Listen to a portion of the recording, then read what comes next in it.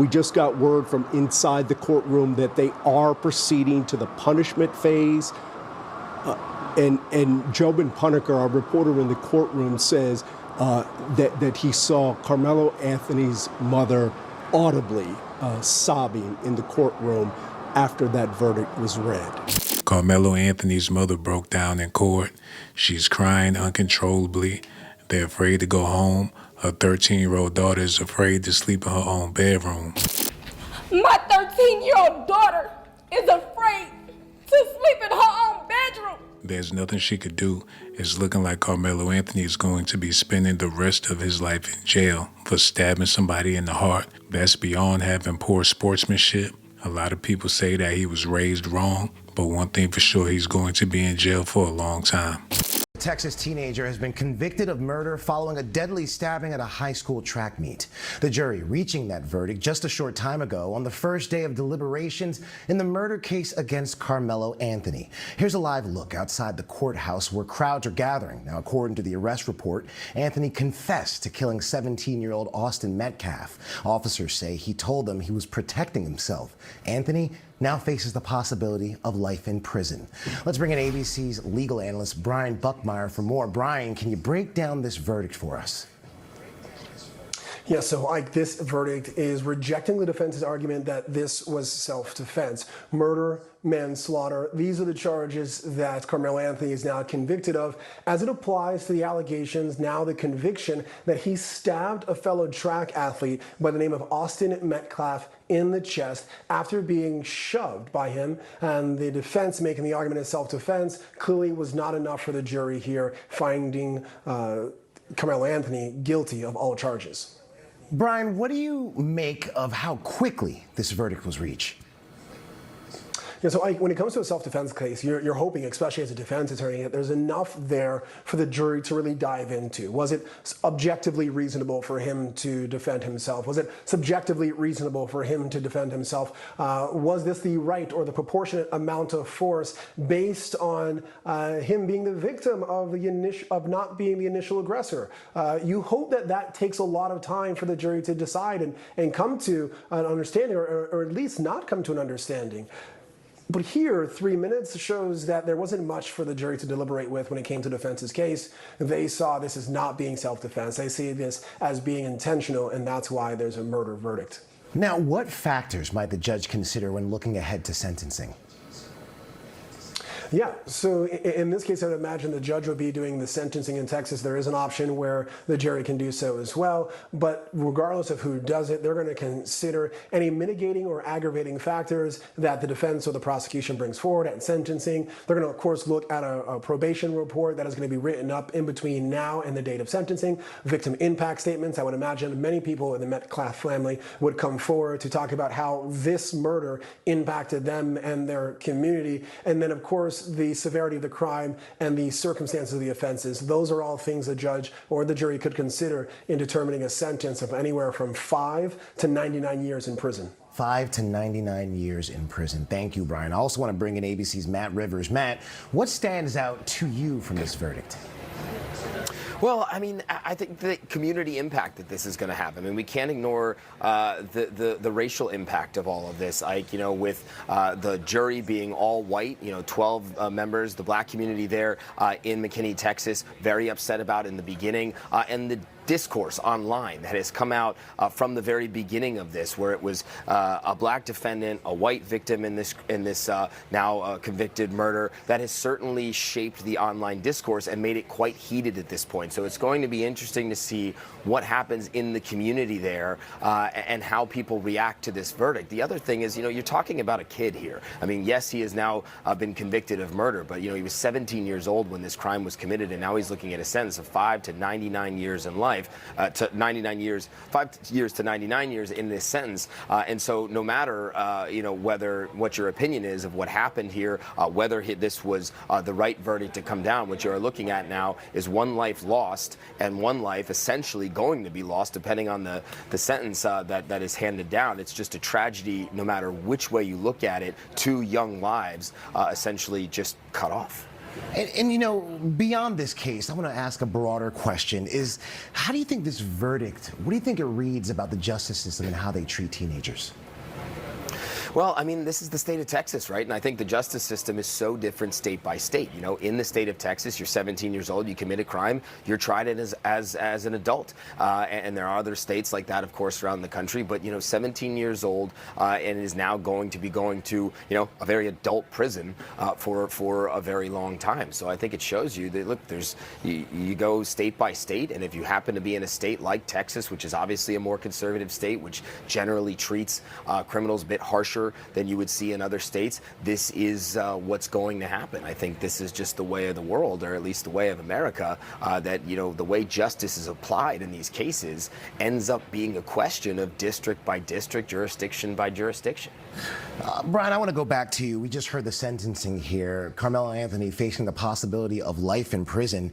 What factors do you think a judge will consider when he's ready to apply that sentence? Yeah, so the judge is going to look at a number of things: the severity of the crime and the circumstances of the offense. And what I mean by that is, for many of us in the criminal justice system, defense attorneys, prosecutors, judges, we see a litany of crimes: bad murders, worse murders, gruesome murders. And so what the judge is going to do is take their experience, and I think they're going to come on the lower end of murders. Just think of some of the cases that we cover and talk about the type of harm that was done to the victim here compared to other harms that we'll see. We'll also look at the circumstances. This allegation or this argument of self-defense that is no longer applied. The judge has seen situations where there was no self-defense. It was absolute murder, and given higher sentences than would given this situation where the self-defense might have been there, but it failed. And the judge is also going to, of course, listen to the defense attorneys and the prosecutors about aggravating and mitigating circumstances, all depending on how that sentence wants to go. But I have seen in situations where if the judge is giving some kind of clues as to where they're heading in terms of a range of sentencing, a defense attorney might clue in and say, you know what, we might want to do the sentencing earlier rather than later, if everyone is kind of behind closed doors, understanding where this might lead to or some kind of agreement. The scene outside the courtroom got violent real quick. A lot of people feel like justice wasn't served, even though Karmelo Anthony is a hardcore killer. He committed a crime that took someone's life. A lot of people feel like he should walk free because he was being bullied at school. Just heard that verdict, and we are seeing just a tremendous emotional reaction from some of the people in the crowd. Again, it was probably about 30 seconds to 60 seconds after we announced it on the air, the people started getting the alerts on their phone. You could see everybody starting to look down at their phone and getting those updates and finding out that Karmelo Anthony has been found guilty of murder. We just got word from inside the courtroom that they are proceeding to the punishment phase. And Jobin Puneker, our reporter in the courtroom, says that he saw Karmelo Anthony's mother audibly sobbing in the courtroom after that verdict was read. Again, you can see some of the reaction here from outside the courtroom. We're going to keep an eye on that. But Rebecca, Tanya, I apologize for interrupting you, but I would like to bring you in for just to touch on the emotional toll that this has taken on two families. Well, Chris, there have been people here that I have seen every single day since I got here during jury selection. Many of them fought to get into that courtroom so they could see some of the proceedings. And there were people on both sides trying to get those seats, all very emotional, but some people have been here every single day, and so many people on both sides. Austin Metcalf's family and friends wanted justice for him. They felt like he died in a senseless, very horrific way. Then there are the people on Karmelo Anthony camp who felt like the system was rigged against him because there were three African-American jurors that identified themselves as African-American jurors that were kicked off this jury, that were not picked, I wouldn't say kicked off, but they were not selected as jurors or they did not make the cut. And so people felt that the justice system was just not going to work for Karmelo Anthony. So I suspect that that's some of the emotion that you are seeing here right now in the display. And Rebecca, you were in that courtroom, regardless of. Talk to a little bit about the racial makeup of this jury. Yeah, I heard a lot of people saying that there were no minorities or that it was an all-white jury. That was not the case. There were Asian Americans, there were a lot of women, there was also a Muslim woman, a woman that also, I would say probably 4 Asian Americans. And we don't know because the jury questionnaires are not public record.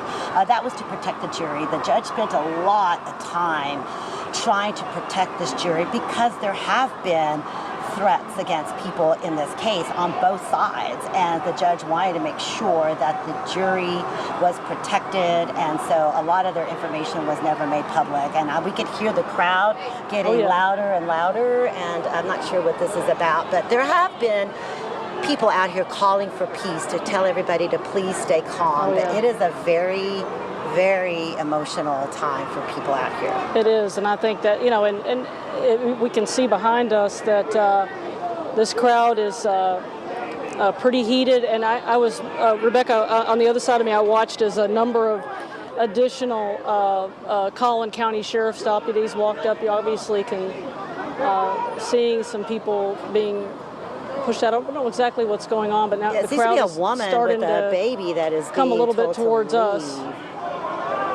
And again, you've had people out here that are not here because, Chris, they truly wanted to see any of this stuff. They never made it into the courtroom. They never even tried to get into the courtroom. They were here for their own political purposes or whatever. And that is what you're seeing. And now you're seeing people screaming at one another. And the Sheriff's Department, I will say, the Collin County Sheriff's Department has done I remember when the case first started, Karmelo Anthony's mother was very emotional. A lot of people tried to console her, but she was unconsolable. And the way her temper was flaring, she was uncontrollable. A lot of people believe that he get his temper from his mother. They're saying he was raised wrong. There's different ways to handle certain situations. You don't always have to kill somebody to prove a point. And seeing his mother's behavior is a part of the reason why they gave him the guilty verdict, because it sort of seems as if she condoned the crime that he committed. Good afternoon. My name is Kayla Hayes. I am the mother of Karmelo Anthony. 3 years ago, my family moved to North Texas searching for a better life. Like so many other families, we wanted to give our children the future we did not have. My husband worked hard every single day to provide for us, to make sure we're in the best financial position possible. As a stay-at-home mom, I made it my life's mission to ensure our children are loved, nurtured, and supported every step of the way. In wake of this tragic incident, our family has been under attack. Whatever you think what happened between Karmelo and the Metcalf boys, my 3 younger children, my husband, and I didn't do anything to deserve to be threatened, harassed, and lied about. The lies and false accusations that have been said about us, especially over the past week, has been overwhelming. The lies and their amplification put my family in danger, as well as everyone in our community, everyone involved in the investigation, from the police, the attorneys, and the court staff. Our address and my husband's previous employer's address has been put on all social media platforms. My husband had to take a leave of absence because he's afraid what may happen to our family. His mental health is deteriorating day by day. We have endured death threats. My 13-year-old daughter is afraid to sleep in her own bedroom because she's fearful of what may happen to her. And let me be clear, the claims that were used about the public donation to buy a home or anything else are completely false. We have not received a single dime from the Give, Send, Go fundraiser. And the co-founder has stated that clearly. In the reality, we were just notified yesterday that we could begin to withdraw funds. And it still takes several days to receive those funds once a request is made. I don't know why we are being targeted and discriminated against before a fair trial. Our son deserves the same rights under the law that everyone is afforded to. He's been raised in a 2-parent home with structure, stability, love, and we put God first in everything that we do. We believe in the Constitution, we believe in the laws of this state, but those laws must apply to all of us, not just some of us. To be clear, we will not speak publicly about specific details of what happened under the tent on that rainy and awful day. There's an active investigation that everyone involved wants to be full and fair.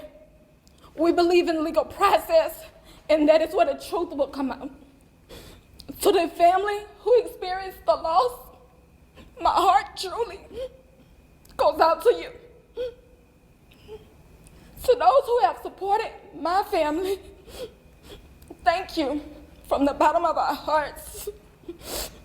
We ask for your continued support, patience, and prayers as we navigate this difficult process. Thank you.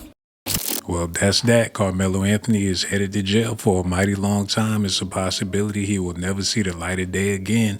Maybe if somebody can pull some strings and get some money together, I mean a whole lot of money, maybe Elon Musk can bail him out of this situation, but I doubt if that's going to happen. Is it safe to say R.I.P. to Karmelo Anthony?